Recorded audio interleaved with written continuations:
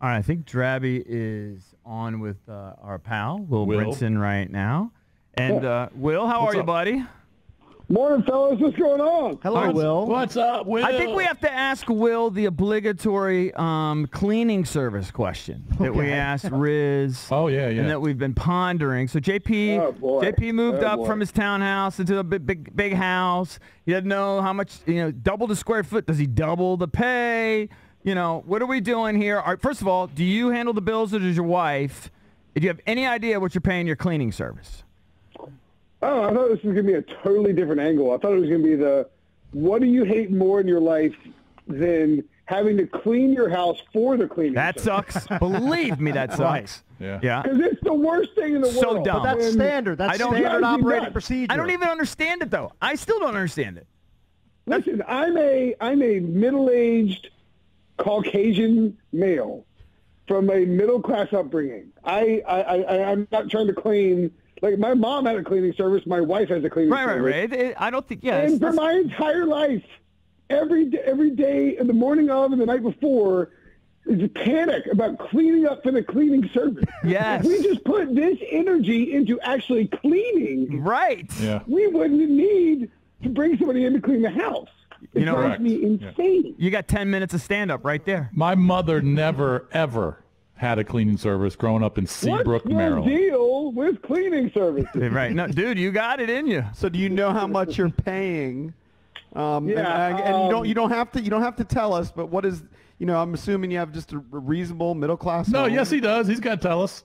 Oh, no, I'll tell you. I live in Raleigh, man. You fools live up in the Beltway. I know it's so expensive up here. I got 2,700 square feet. All right. I think we're like 100, but I don't let them. I don't know that I don't let them. I'm just like, don't bother cleaning my office. Just leave the trash, leave the dirt up there. I think $120 maybe. They come like every month. I think. Okay. Yeah, that makes sense. That's about right. Yeah. Yeah, right? I think so. So what did he say the number was? 120 a month. Okay. For 2,700 square feet. And for how many times a month? Once? Yeah. Yeah. Okay. Yeah, my wife wants to do 2, and we probably negotiate to around every 3.5 weeks. Hey, you got all those FanDuel dollars, man. You're squirreling those away. Oh, we know what you've got. We know what you got for that big golf score. You sound like my wife. She's like, you won $800,000. I'm like, first of all, I won one contest, and 30% of it is going to Uncle Sam. So right. Well, let me ask you this: what did you do? All right, so you obviously took some of it out. What did you do with some of that money? Did you make a big purchase, or did you just pay stuff off? What'd you do with it?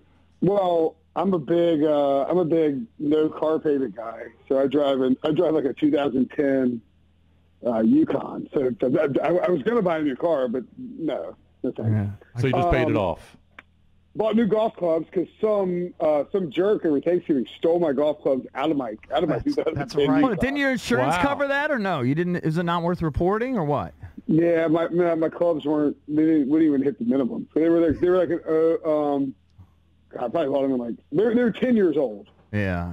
My old club, so it wasn't worth reporting. Right. Did you get something silly? Did you get like the PXGs or whatever they're called? Yeah, you got like top of the line. What'd you get? I thought about it. I got the Ping 425. Nice. Yeah, so I mean, I got the new Pings, and then we got a 10-year anniversary we're doing in June. So and then I bought like half a Bitcoin. Ah, there you go. Look at that. Crypto Will. I like it. Did you buy it on the dip recently? Just dipped a few. Heck, was it just yesterday? It was down like 45, and then it jumped up again. Yeah. I got like no. Well, yeah. I got it below 50. I think. Yeah. Good. All right. Good. Good for you. I think Bitcoin's legit. Oh yeah, I totally agree. I hope it is. It's gonna legit harm me on my tax refund too. Yeah. All They right. put it on the front page this year. What'd you say? They put crypto on the front page. Oh, dude, crypto's blowing up. Yep. I don't know. But no. But when the IRS puts something on the front page, it is on their radar. Oh yeah, it's definitely on the radar. Well, can you believe the draft is a little bit more than 24 hours away? I mean, I can't believe it's here already. I know it doesn't feel like it. I'm really fascinated by the next 24 hours, I guess, because I think if you go back to 2018 and you're going to look at Ken Carman's Twitter feed. Ken is a radio host in Cleveland and does CBS Sports Radio. But he documented the entire rumor mill leading up to 2018. And if you recall, it feels like 100 years ago, obviously. But in 2018, on Monday of the draft, it was like, well, it's either Sam Darnold or Josh Allen going number 1 overall. We know that factually. It's come down to that for the Cleveland Browns. Who will they take number 1 overall? And it wasn't until it's either Wednesday night or first thing Monday. Well, there's a Reddit feed actually that uncovered Baker Mayfield was going to be the pick in like mid-April. But it wasn't until like Adam Schefter tweeted at 9 a.m. on Thursday morning. He's like, sources say it may be Baker Mayfield to the Browns. And I'm getting big-time 2018 vibes from the 49ers pick at 3. I feel like sometime in the next 24 hours, we're going to get some sort of cryptic tweet from Rap Sheet or Lock and Fora or Schefter or Peter Schrager. Somebody's going to send something out about Trey Lance or Justin Fields is my guess. Yeah. So, Will, I think I agree with you. You tweeted at Will Brinson 11 hours ago that the NFL should reward the Niners with a bonus first-round pick for all the drama that they've created at number 3 in the draft. I'm in the camp of believing that they're not giving up multiple first-round picks to move up and take Mac Jones. My brain will not allow me to believe that. I think it's either Lance or Fields at 3. But, I mean, it's a gigantic wild card, and then you don't know what Atlanta's going to do either. Are they going to look at this and say, we can groom a guy under Matt Ryan because we're paying him so much over the next 2 years? Or do they just add Kyle Pitts and say, screw it, we're going to go big on offense with another weapon for Matt Ryan to throw to? 3-4 is fascinating to me. Yeah, so I feel like you guys would enjoy a good conspiracy theory. And this is mine. Yeah. Yes. All right, so if you're Kyle Shanahan and you trade up to 3 5 weeks ago, and the team picking at number 2 is it's like 90% comprised of people whose entire livelihood, the entire reason they got their jobs is based on the fact that they worked for you. Would you broadcast who you're taking at number 3 or who you want to take at number 3? No, of course not. Because if you do that, the people who work for you, who got promotions because they work for you, are going to be like, whoa, if Kyle likes this guy, maybe we need to take a look at this guy. And if you go up to 3 and you're like, we love Mac Jones, let every insider in the world scream it to the heavens. The Jets are like, okay, cool, take Mac Jones. We don't care. Let's get Zach Wilson. And the trade happened on Zach Wilson's pro day when it was being broadcast by NFL Network and Daniel Jeremiah, who on that broadcast was like, I hear it's Mac Jones, and then immediately went down to the field and talked to his buddy Joe Douglas on the field. He was like, hey, man, I'm telling you, it's Mac Jones. If you're Kyle Shanahan, the entire reason for making it known that it's Mac Jones is to keep the Jets off your Justin Fields or Trey Lance trail, in my opinion. Okay. So I think they go in one of those directions, and I think Atlanta takes Kyle Pitts, to answer your original question. Yeah, I think Kyle Pitts I keep saying it over and over, and everyone hates it. I think he's the best player in the draft. Like, he's the surest thing.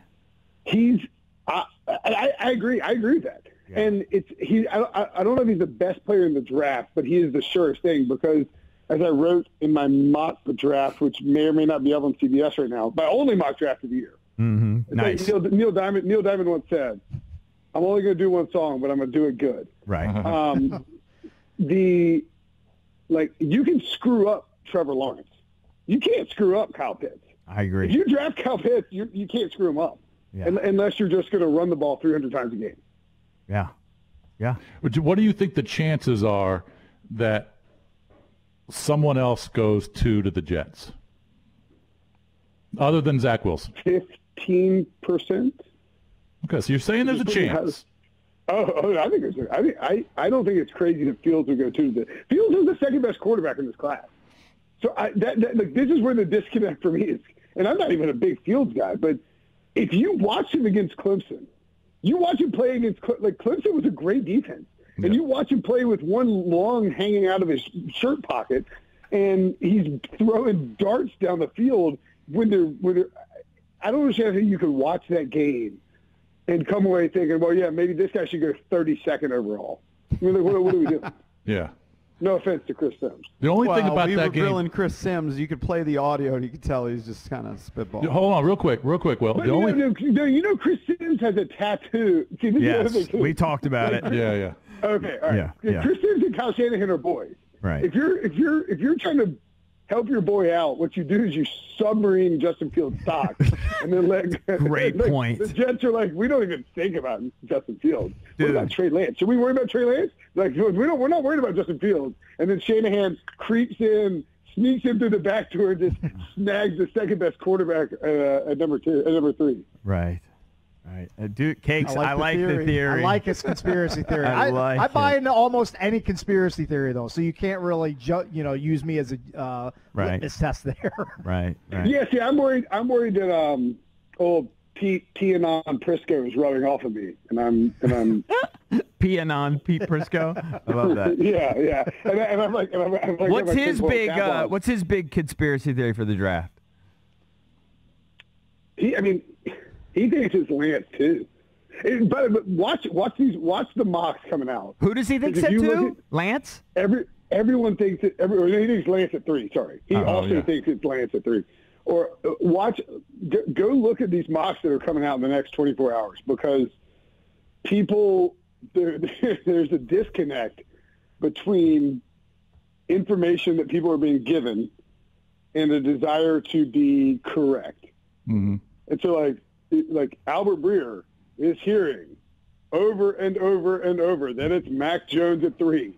And then he still puts Trey Lance at 3 in his mock, right? That is hilarious. That's what's happening. Because think about it, too. Everyone is saying, I'm telling you, all you hear is Kyle Shanahan loves Mac Jones. And then in the same breath, everybody's like, now, Kyle Shanahan and John Lynch, they are being really tight-lipped about what's going on. What are you hearing? Right, yeah. What do you know? Nobody knows anything. Right. Of course they like Mac Jones, but if I think they're gonna keep Jimmy G for a year. That's why I still think it's Fields, because Fields gives you the nice balance between, okay, if we keep Jimmy G and he plays well, Fields can sit here and learn the offense. Yeah. And if we keep Jimmy G and he plays like crap or he gets hurt, we can toss Fields in there. That's the one thing I worry about with Trey Lance. You know, if Jimmy G plays like crap or gets hurt, can Trey Lance step in right away and run that offense? I don't think so. I don't know either. And they want to win right now. Well, what if Jimmy G won a Super Bowl? What are you going to do then? You tip your cap and say, thanks, bro. Thanks, see ya. Next move man on, up. Move on to somebody better.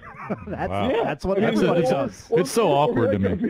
Let's run it back one more year. He's under contract for 2. Yeah. And so, I think it's a lot like, people aren't framing it in this, it's a lot like Alex Smith in 2017 with Mahomes.